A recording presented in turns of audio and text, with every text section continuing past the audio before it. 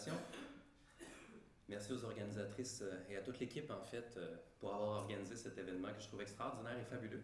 J'écoutais Maud tout à l'heure et je me rappelais qu'on s'est connus il y a 13 ans, qu'on était étudiants au début de parcours tous les deux, avec Bernard Perron qui nous accompagnait dans un colloque international. Et maintenant, on est dans un colloque international où tu fais une intervention d'ouverture. Donc, c'est très spécial. Merci la vie de nous permettre ces beaux moments. Alors, je souffre en ce moment d'une amygdalite, ce qui m'arrive de façon récurrente pour des problèmes de santé qui n'ont rien à voir avec ce que je vais vous présenter. Donc, le ton intimiste n'est pas voulu pour faire un effet, c'est une contrainte. Alors, je commence par ma conclusion. Alors, j'ai envie aujourd'hui de jouer avec notre posture de chercheur et de penser à qu'est-ce qu'on fait quand on fait de la recherche. La recherche-création porte différents noms. Il y a la recherche par le design, il y a la recherche et création, research creation, il y a toutes sortes de variantes autour de ça. C'est toujours l'idée que, pour moi, la recherche-création, ce n'est pas que de la création en milieu de recherche universitaire, qui serait séparée de la recherche. C'est un geste conjoint.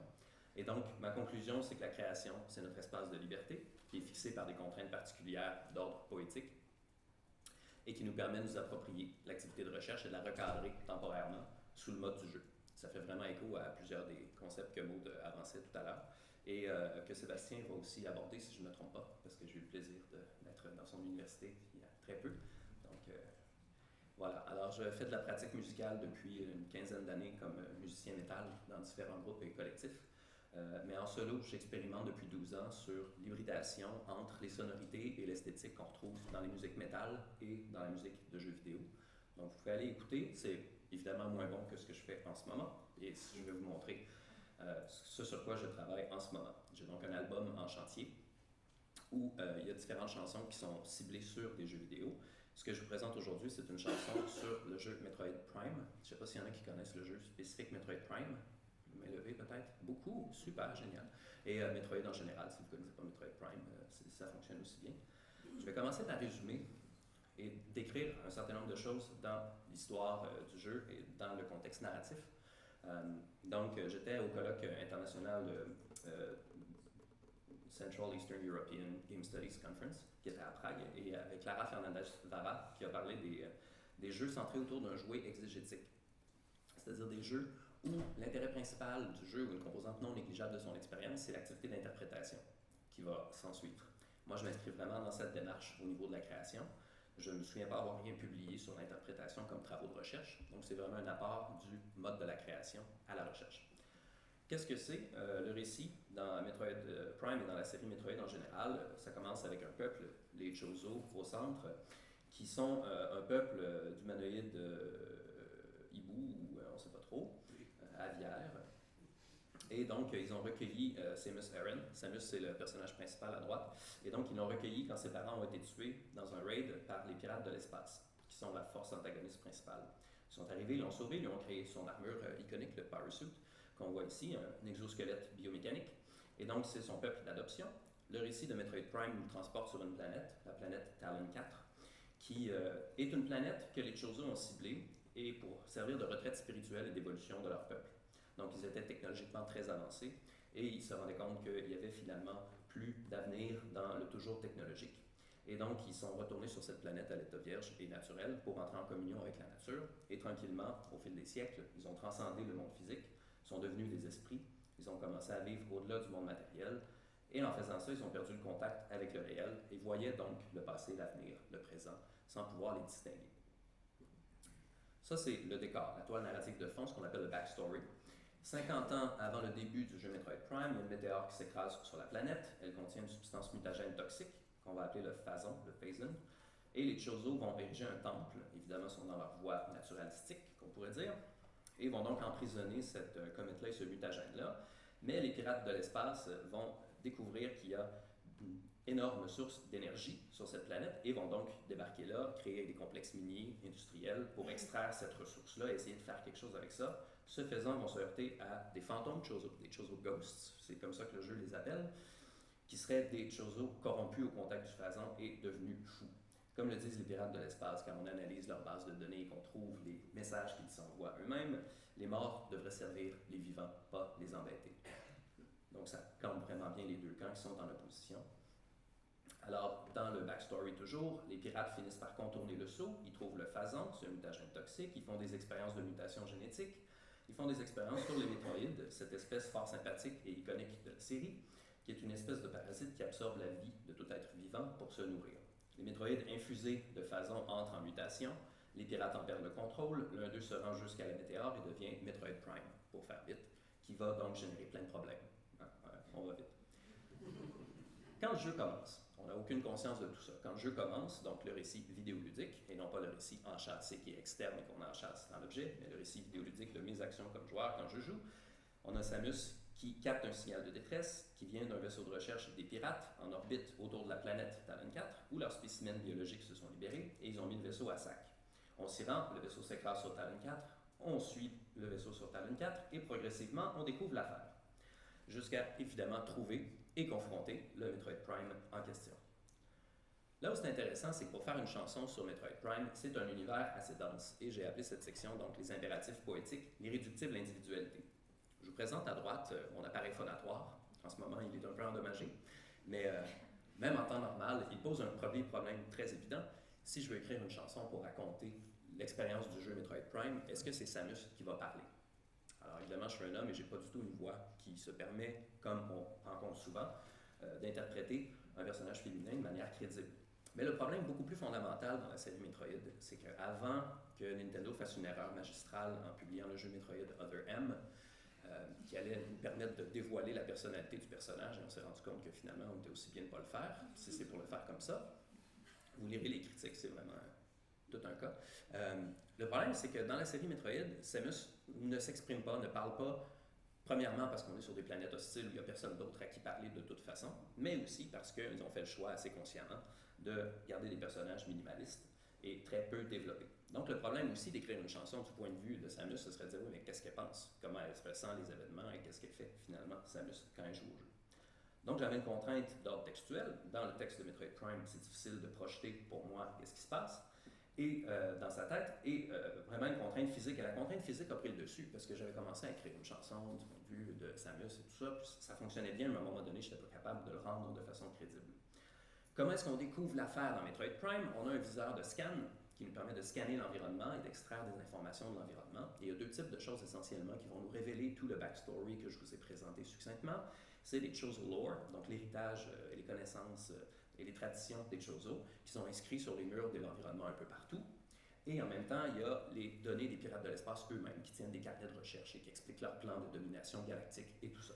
Donc on va scanner ces morceaux-là et tranquillement on va reconstruire la séquence d'événements si on est attentif. Et le joueur n'est pas obligé de le faire, évidemment.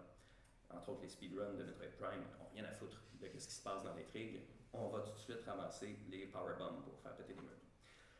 Et donc, ce qui m'intéresse beaucoup aussi, c'est que chez les Chozo, donc, il y a une voix et un style qui est tout à fait différent. C'est une voix et un style qui est très contrasté avec celui des pirates. La voix des Chozo est, vous scannez un Chozo lore qui vous apprend qu'est-ce qui s'est passé, c'est jamais trop clair exactement. Ils vont dire quelque chose comme « The prophecies tell of the coming of the worm. Born from parasites nurtured in a poison womb, the worm grows, devouring from within, until the world begins to rot. » La performance est très difficile quand on a un range vocal limité. « We can but watch as the worm grows, watch and wait. » Ils ont un style et un lexique qu'on peut associer à un registre poétique, prophétique, mystique, métaphorique, nostradamique. Moi, j'aime bien le style nostradamique de Nostradamus, évidemment. Donc, c'est vraiment, on est dans la métaphore et tout ça, et il y a donc un lexique et un champ de correspondance assez intéressant.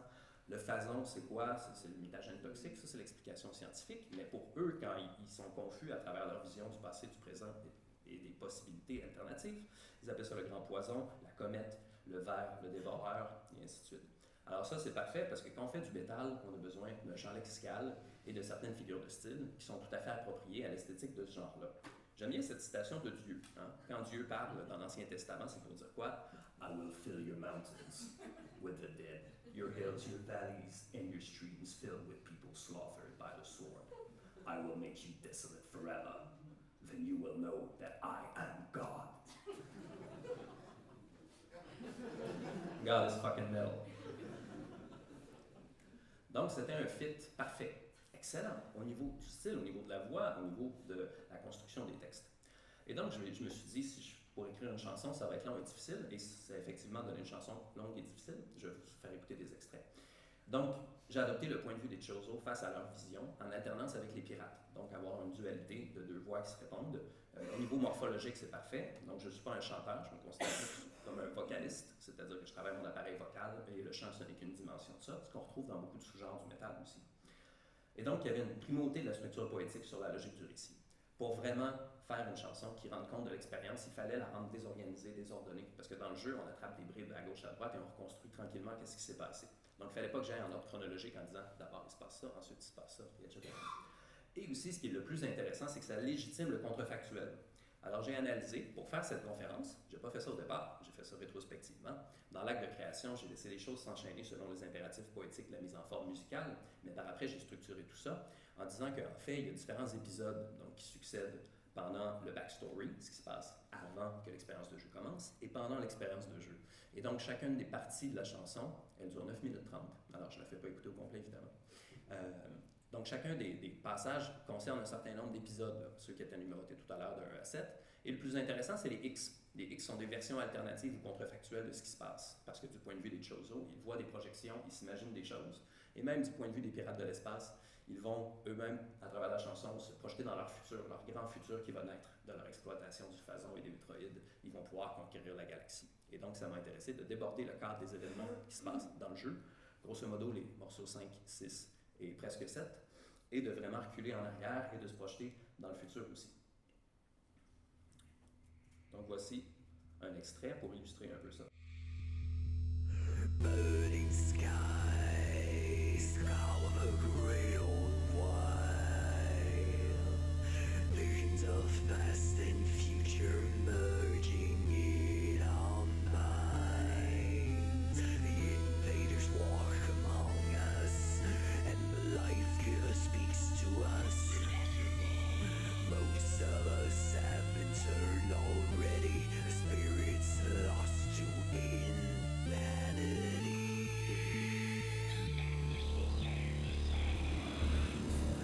Doomsday coming, the great devourer, the worm that grows inside our home world annihilates all, it poisons us all, our hearts and minds corrupted beyond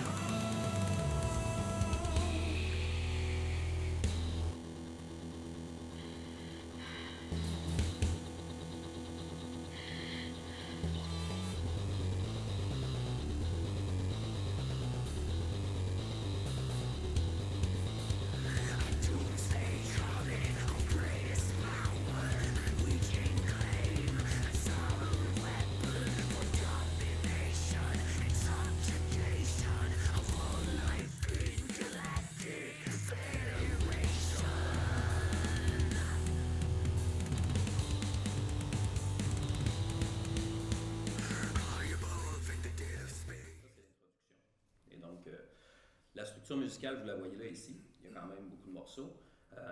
La complexité de la structure musicale est née du fait qu'il y avait tellement de matériel à couvrir, il y avait tellement de choses intéressantes pour vraiment rendre le point de vue, que même par exemple le refrain qui est le segment E ici, en fait non c'est le segment F, même le refrain qui est le segment F se répète pas dans la chanson. Donc il apparaît 3 fois, mais en réalité les paroles sont différentes à chaque fois pour couvrir différents aspects de la timeline. C'est une chanson assez complexe, moi en tout cas dans les chansons que j'écris c'est la plus complexe de loin. Il y a aussi un jeu sur la temporalité, parce qu'évidemment, l'enjeu du récit, c'est de recouvrir ce qui s'est passé dans le passé, et comme on est mêlé chronologiquement, ben, il y a aussi un jeu sur le temps, sur les tempos, sur la vitesse des mouvements.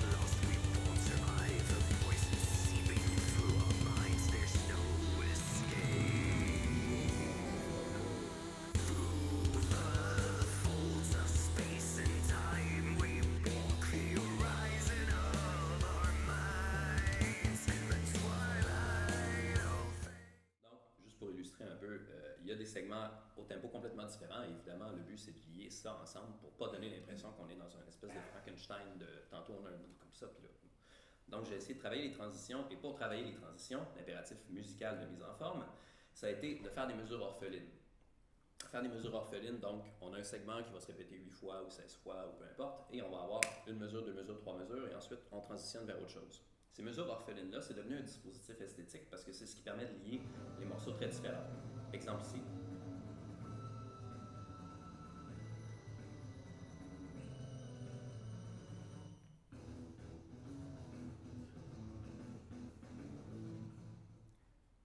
Deuxième exemple, la fin de la chanson.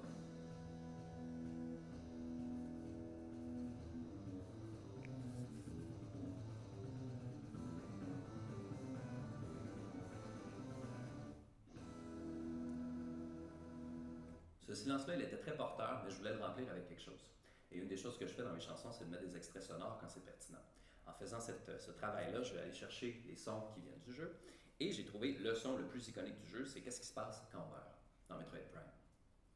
Metroid, il faut savoir que c'est un jeu assez long, c'est un jeu d'exploration. C'est pas un jeu de shooter où on se fait prendre de côté par un obus qui explose, puis là, on est mort, puis on n'a jamais vu ça venir. On a une barre d'énergie, il y a des signaux qui nous disent attention, votre énergie est faible.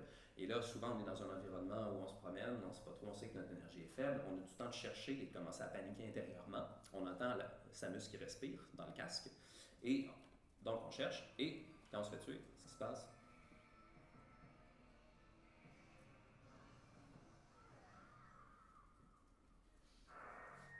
C'est vraiment un effet très très fort en fait. Je ne sais pas parmi les gens qui ont joué si c'est votre cas, mais moi, toutes les fois que j'écoute et que j'entends ce cri-là, j'ai un petit frisson intérieur parce que quand on est en train de jouer, il y a toutes sortes de marqueurs qui nous rappellent qu'on est dans le corps de cette femme-là et qu'on est en train de vivre l'expérience de son point de vue, donc d'avoir l'écran qui se ferme, c'est quelque chose de vraiment très marquant.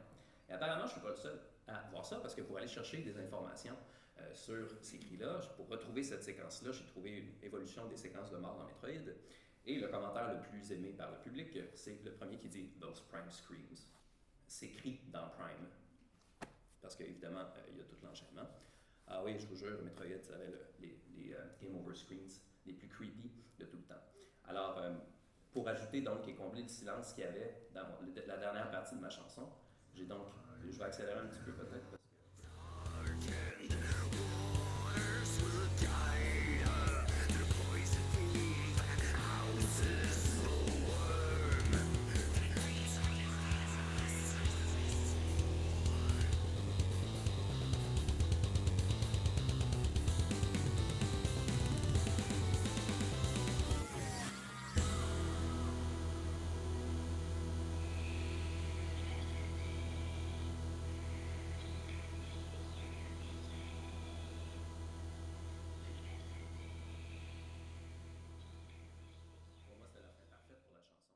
Du point de vue de l'impact émotionnel de ce cri-là qui va résonner chez tous les gens qui ont joué, c'est le pari que je fais. Mais aussi, ce qui est intéressant, c'est qu'en mettant ce cri-là à la toute fin, la chanson se termine sur la mort de la protagoniste, ce qui ne peut pas arriver parce que c'est pas comme ça que ça se passe dans la suite de la trilogie.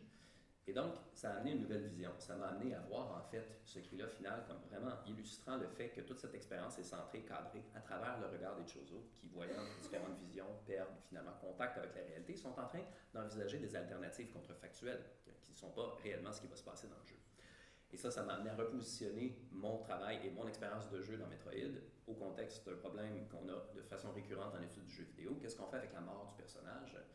Quand on joue un jeu puis on meurt, on dit ça compte pas, ça fait pas partie du récit, c'était un essai raté, ça apparaît pas vraiment dans le contexte narratologique. Il me semble intéressant de considérer ce jeu comme étant écrit du point de vue des Chozo qui se projettent et qui donc, toute notre expérience d'errance avec ses incohérences, ses essais multiples et tout ça, sont autant de scénarios contrefactuels envisagés, vus, perçus par les Chozo comme faisant partie du réel. Mon expérience est aussi réelle que le reste de leur vision qui, dans le monde fictionnel, ne le sont pas, mais qui, à tout point de vue, de mon point de vue à moi comme joueur, les expérimentent tout à fait réellement.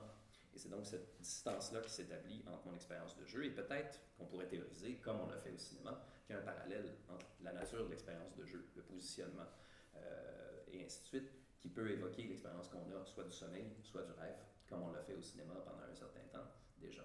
Il y a quelque chose là qui me semble assez intéressant. J'en viens sur ma conclusion et je vous ai fait un petit schéma. En fait, je me suis fait moi-même un petit schéma. Donc, pour résumer, au Au départ, il y a les contraintes d'expression individuelle qui ont forcé le choix du point de vue narratif, donc la focalisation, comme on appelle. Ça a mené à une complexité de la temporalité de l'intrigue que j'ai réalisée, que j'ai construite, et donc ça a mené à une complexité de la forme musicale. La mesure orpheline de silence est devenue un dispositif esthétique au sein de cette complexité musicale-là, ce qui a mené à choisir des extraits audio pour remplir le silence. Le cri de mort était parfait pour répondre aux impératifs poétiques d'intensité de la chanson, et ce qui m'a amené à une réinterprétation de l'expérience de jeu qui peut être vue finalement comme étant des scénarios alternatifs envisagés par un peuple en voie de disparition. Et voilà, je merci beaucoup.